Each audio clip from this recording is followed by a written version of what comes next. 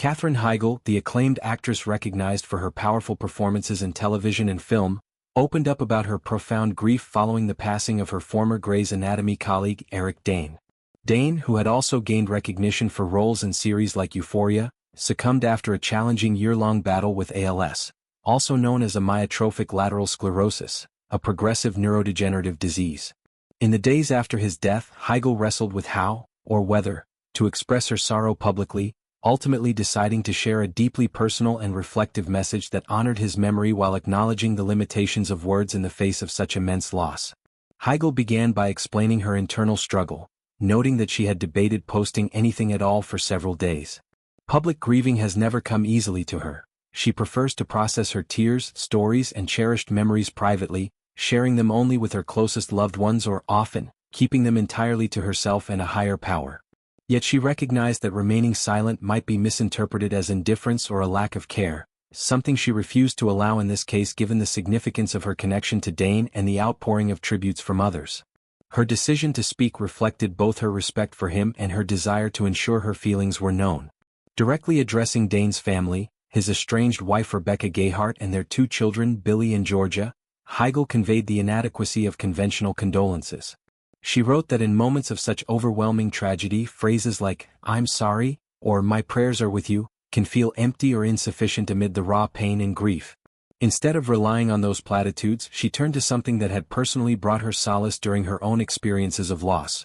A poem by the renowned American poet Robert Frost titled, "Nothing Gold Can Stay." Heigl revealed that she carries this poem with her permanently, as it is tattooed on her body in her parents' handwriting, making it a deeply intimate source of comfort. She quoted the poem in full: "Nature's first green is gold, her hardest hue to hold. Her early leaf's a flower, but only so an hour. Then leaf subsides to leaf. So Eden sank to grief, so dawn goes down to day. Nothing gold can stay." The verses capture the fleeting beauty of life's purest moments and the inevitable transition to something more ordinary or sorrowful, resonating with the transient nature of joy and vitality. For Heigl, these lines encapsulated her view of Dane's essence.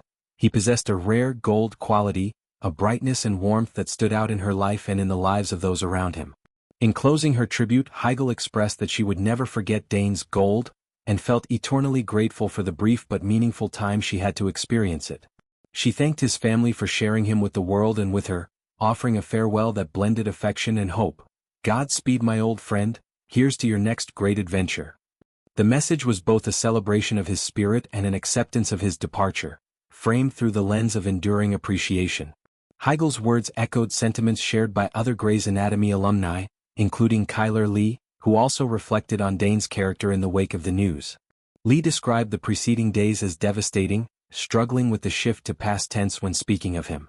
She highlighted his heart of gold, his infectious humor and laugh, his deep intelligence that fueled long philosophical discussions even on set, his fierce love for his daughters, and his passion for his work and the causes close to his heart.